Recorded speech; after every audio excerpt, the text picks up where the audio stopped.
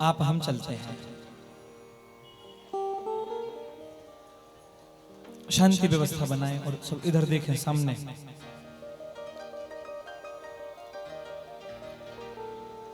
आपस में बातचीत तो बिल्कुल ना करें महाराज। देखो, आपने इतना पैसा खर्च करके और हमको बुलाया है यहाँ, है ना, बोलने के लिए। अब हमारा ही काम आप करोगे तो कैसे बनेगा? बोलने का भी 3 घंटे हमारा, सुनने का आपका है। 3 घंटे के बाद खूब बोलना महाराज। गणेश जन्म की ओर चलते हैं। अब तारकासुर का वध हुआ, कार्तिकेय जी स्वर्ग में जाकर के बैठ गए। शंकर जी ने देखा कि हमारा जो काम था हमने कर दिया, हमारा जो काम था हमने वह कर दिया, कर्तव्य पूर्ण हो गया। देखो महाराज, एक सत्यता हम बताएं, कर्तव्य की पूर्णता के बाद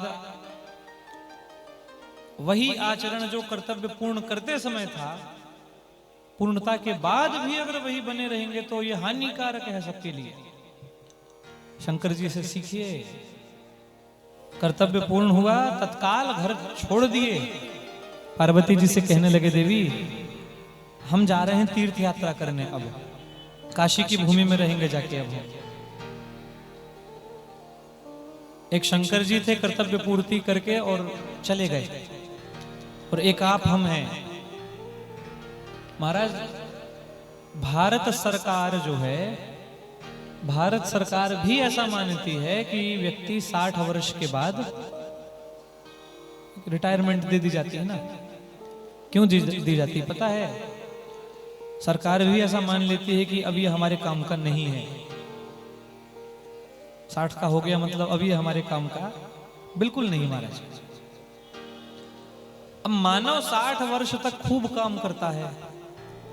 वैसे देखा जाए अगर ना, तो गृहस्थ आश्रम की उम्र भी 60 वर्ष ही है महाराज, लगभग।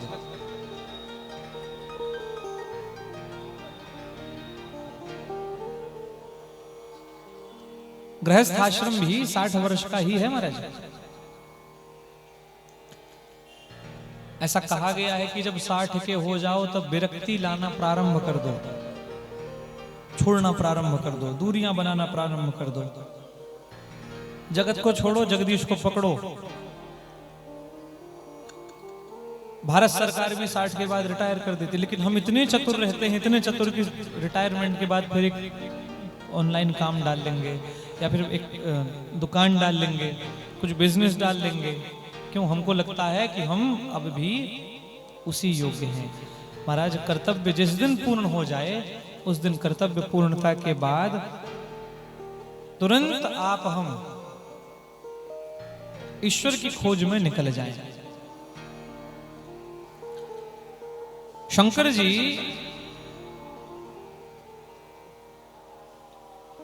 जी जैसे ही तारकासुर के वध को करवाए हैं महाराज, और तुरंत ही पार्वती जी से कहते हैं कि देवी अब हमारा कर्तव्य जो है पूर्ण हुआ, अब हमको जाना चाहिए, अब हमें निकलना चाहिए, तीर्थ यात्रा करनी चाहिए। इतना कह के शंकर जी चल पड़े। ध्यान दो महाराज, बहुत सुंदर कथा है। शंकर जी तो निकल गए। अब कैलाश में कौन कौन बचा? कार्तिकेय स्वर्ग में देवताओं के पास हैं, शंकर जी काशी चले गए। अब महाराज कैलाश में अकेली हैं भगवती पार्वती। पार्वती जी को बड़ा दुख हो रहा है कि हमारा एक बालक था, वो चला गया देवताओं के पास, पतिदेव चले गए काशी, अकेले हैं हम। रक्षा के लिए, देखरेख के लिए, या हमारे काम में सहायता के लिए कोई तो हो। पार्वती जी दुखी होकर के बैठी, मन में विचार की और स्नान के निमित्त गई। स्नान के निमित्त गई महाराज। देखते ही देखते एक कौतुक हुआ। भगवती ने अपने शरीर से उत्पन्न मलज मलज समझते हैं? शरीर के ऊपर जो धूल मिट्टी से एक परत जमा होती है, हम जिसे मैल भी बोलते हैं, उस मलज से भगवती ने देखते ही देखते एक पुतला का, एक मानव संरचना का निर्माण किया। विचारयेति च सा देवी वपुषो मल संभवम् पुरुषं निर्मिमो सातु सर्वलक्षण संयुतम्। जगदम्बा ने विचार किया और विचार करके तुरंत ही उस बालक को संरचित किया। आदिशक्ति है, जगदम्बा है, सर्वशक्तिमान है। सर्वशक्तिमयी भगवती ने उस पुतले पर जो प्राण फूके हैं महाराज, देखते ही देखते वह पुतला बोल उठा, हाथ जोड़ करके अपनी मां के समक्ष खड़ा हुआ। मां के समक्ष वह खड़ा हुआ और कहने लगा, किम कार्यं विद्यते तेभ्यो करवाणि तवोदितम् इत्युक्ता सा तदा तेन प्रत्युवाच सुसंशिवा। हाथ जोड़ करके वह खड़ा हुआ, खड़े होकर के कहने लगा, बताइए मेरा क्या काम है, मेरा जन्म किस लिए हुआ है? पार्वती जी कहने लगी, हे तात शृणु मद्वाक्यम द्वारपालो भवाद्य में। सुनो पुत्र, आज से तुम्हारा काम होगा, एक दंड हाथ में रख लो और द्वारपाल बन जाओ, द्वार की रक्षा करो। मदपुत्रम मदीवसी नान्या था कश्चिदस्ति में। तुम मेरे पुत्र हो, मैं तुम्हारी माता हूं, तुम द्वार की रक्षा करो और द्वार की ऐसी रक्षा करो कि मेरी आज्ञा के बिना इस कैलाश भूमि में गर्भ भीतर कोई दूसरा व्यक्ति नहीं आना चाहिए, बाहरी व्यक्ति बिल्कुल नहीं आना चाहिए। बालक ने कहा, मेरा नाम क्या होगा? भगवती कहने लगी, तुम मेरे द्वारा उत्पन्न हो, समस्त गणों के तुम ईश हो, लोग तुम्हें गणेश के नाम से जानेंगे। गणेश नाम का वह बालक हाथ में दंड को धारण किए, एक लाठी को धारण किए और द्वार पर इस प्रकार खड़ा हो गया महाराज, मानो सबसे प्रधान द्वारपाल हो, छोटा सा है। अच्छा, जिन शिव गणों ने गणेश को पहली बार देखा है, जो कुछ बाहर गए थे वो भीतर नहीं आ पा रहे हैं क्योंकि अब द्वार पे गणेश बैठे हैं। थोड़ी देर पहले गए थे जब गणेश नहीं थे, अब गणेश हैं। लौट के आने के समय में शिव गणों ने पूछा, तुम कौन हो? अचानक इस द्वार पर क्यों बैठे हो? कहां से आए हो? माता का क्या नाम है? देखने से लगता है कि तुम बालक हो और यहां खो गए हो क्या? हम सहायता करें? शिवगण कहने लगे उस बालक से, रे रे तुम शुणुवे बाल बलात्किं परिभाषसे। हट जाओ द्वार से। गणेश ने कहा, बिल्कुल नहीं हटेंगे, हमारी माता का आदेश है कि बिना आज्ञा कोई प्रवेश नहीं कर सकता, कोई नहीं जाएगा। शिवगण कहने लगे, बताओ, हम रोज रहते हैं यहाँ, तुम पहली बार आए हो, हटो यहाँ से। नहीं हटोगे तो बल का प्रयोग करेंगे। बालक गणेश ने कहा, करो, जो बन सके, जैसा प्रयास कर सको जरूर करो। महाराज शिवगण लड़ लड़ के हार गए और एक किनारे में जाके बैठ गए। वह बालक नहीं हटा। अब तो धीरे धीरे धीरे धीरे समय बढ़ने लगा। बालक गणेश की कौशलता से, बालक गणेश के युद्ध शैली से, पराक्रम से सब लोग हार गए।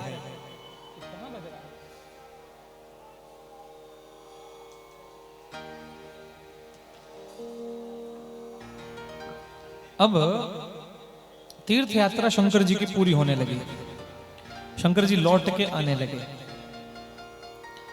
हमारा शंकर जी लौट के आ रहे हैं कैलाश तीर्थ यात्रा से। जब कभी तीर्थ यात्रा कोई अपना करने जाए, लौट के जब आए तो खूब अच्छे से स्वागत करना। और होता भी है, बहुत सारे रिश्तेदार आते हैं मिलने के लिए। तो शंकर जी के आने के पहले ही विष्णु जी आए, ब्रह्मा जी आए, इंद्र कुबेर यम ये सब लोग आए और आकर के खड़े हुए प्रतीक्षा करने लगे। सब कैलाश में जुड़ गए। वहां देखते हैं कि भैया यहाँ पे द्वार में ही एक बालक बैठा, कोई भीतर नहीं जा सक रहा है।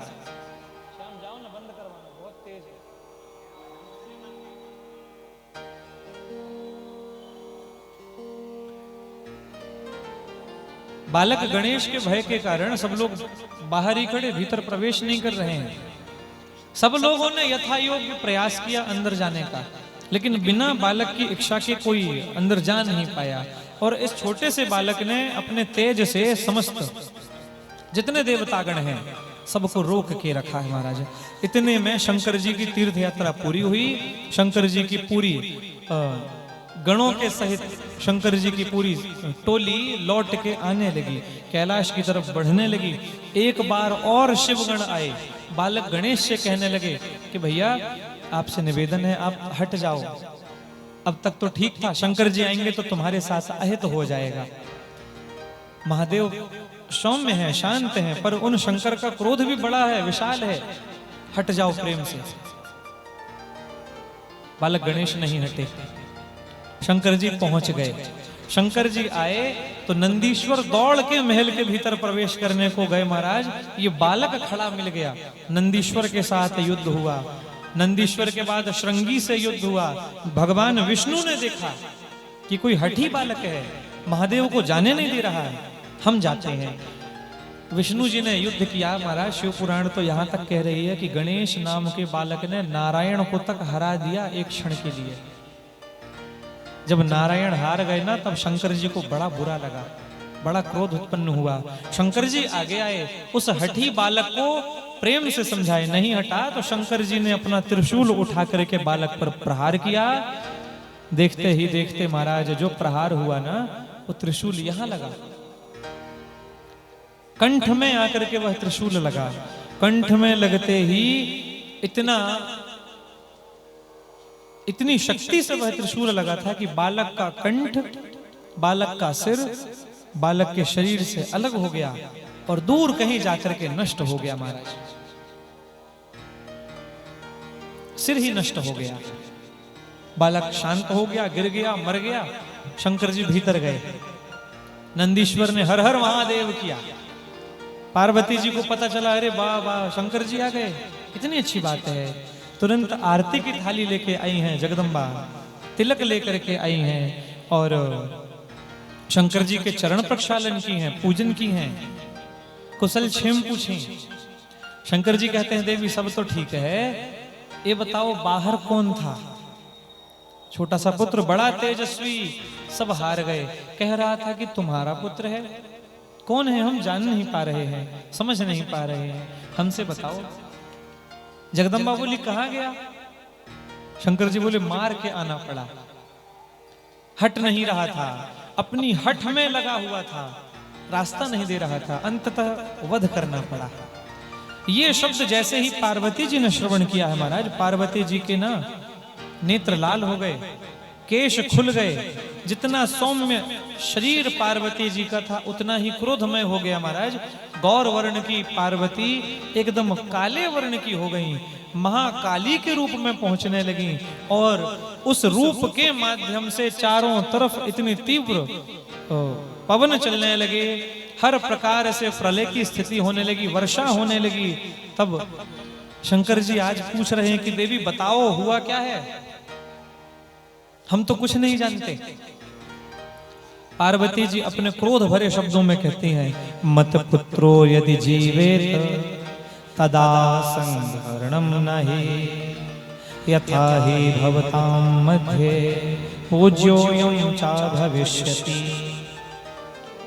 ध्यान पूर्वक सुन लीजिए महादेव, मेरा पुत्र अगर जीवित नहीं हुआ, जिस गणेश को मैंने जन्म दिया है वह गणेश अगर पुनर्जीवित नहीं हुआ, संसार में कोई एक जीवित नहीं बचेगा। जीव जंतु सब नष्ट हो जाएंगे, तत्काल प्रलय आ जाएगा। सूर्य कभी अस्त नहीं होगा, चंद्रमा कभी उदित नहीं होगा, एक सी स्थिति बनी रहेगी और जो कुछ भी देख रहे हैं ये सब प्रलय में चला जाएगा। विष्णु जी, शंकर जी, ब्रह्मा जी, इंद्र, ये सब गौरी मैया के इस विकराल स्वरूप को देख करके महाराज हाथ जोड़ के प्रार्थना कर रहे हैं। गौरी मैया ने कहा मेरे क्रोध को शांत करने का सिर्फ एक ही माध्यम है और वह माध्यम है मेरे पुत्र को पुनर्जीवित करना, कर दीजिए।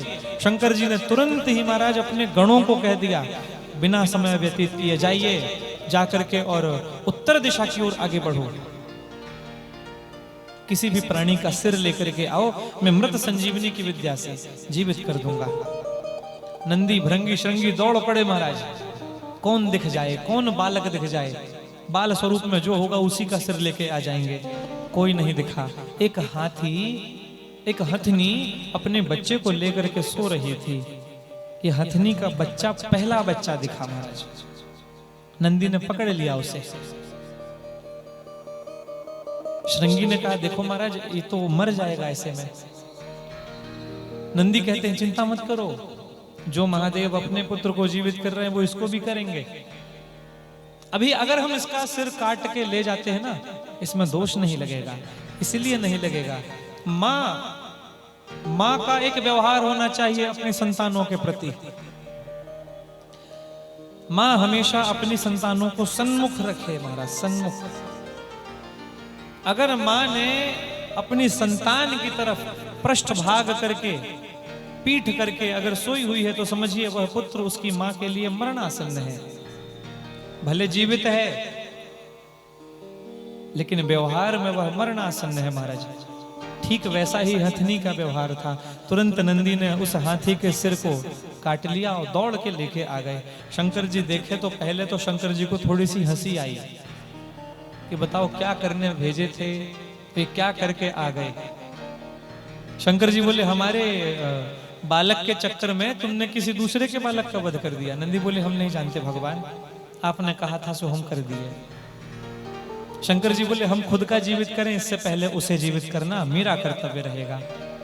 एक केकड़ा जा रहा था, शंकर जी ने केकड़े को पकड़ लिया। केकड़े से कहते हैं देखो भैया हम तुमको एक वरदान दे रहे हैं, वरदान के बदले में तुम हमको अपना शीश दे दो। केकड़े ने कहा जो आज्ञा महादेव। पहले शंकर जी ने केकड़े के सिर को निकाल के उस मरे हाथी के सिर में जोड़ दिया, उसे जीवित किया। बाद में केकड़े को वरदान देने लगे कि आज के दिन से संसार में तुम बिना सिर के पाए जाओगे। सिर ना रहते हुए भी तुम्हारी आंख होंगी और उन आंखों से तुम पूर्व पश्चिम उत्तर दक्षिण सब तरफ का निरीक्षण कर सकोगे। इधर भी चल पाओगे, उधर भी चल पाओगे, सब व्यवहार में रहोगे तुम। तो महाराज उसी दिन से केकड़ा जो है ना, केकड़े का सिर नहीं होता, केकड़े की आंख केकड़े के शरीर में ही लगी हुई होती है। अब जो हाथी का सिर आया है उस सिर का पूजन किया गया। निष्प्राण धड़ में उस सिर को जोड़ा गया। शंकर जी के माध्यम से अमृत संजीवनी का बड़ा ही सुंदर अभ्यास करके उसका प्रक्षेपण किया गया, जल छिड़का गया। देखते ही देखते वह मरा हुआ गणेश नाम का पुत्र पुनर्जीवित हो गया, प्राण आ गए महाराज, जय जयकार हुई। पार्वती जी ने यह दृश्य देखा तो बड़ी प्रसन्न हुई। पुनः अपने सौम्य रूप में आई है भगवती और सौम्य रूप में आकर के व्यत्यस्त मात्रा दूर्वाचा त्रयंगा वे मूल वर्जिता। मां जगदम्बा दिव्यतम रूप में आई और बड़ा ही सुंदर श्री गणेश जी फाल्गुन, ये भाद्रपद के बड़े ही सुंदर शुक्ल चतुर्थी तिथि को ये दोबारा प्रकट हुए थे। आप हम इस तिथि को ही गणेश चतुर्थी तिथि मानते हैं। आपके हमारे घरों में, नगर में, मोहल्ले में जगह जगह गणपति जी का पूजन आज के ही दिन होता है। एक छोटा सा गणेश जी का भजन करेंगे और पश्चात फिर चरित्र में पुनः प्रवेश करेंगे।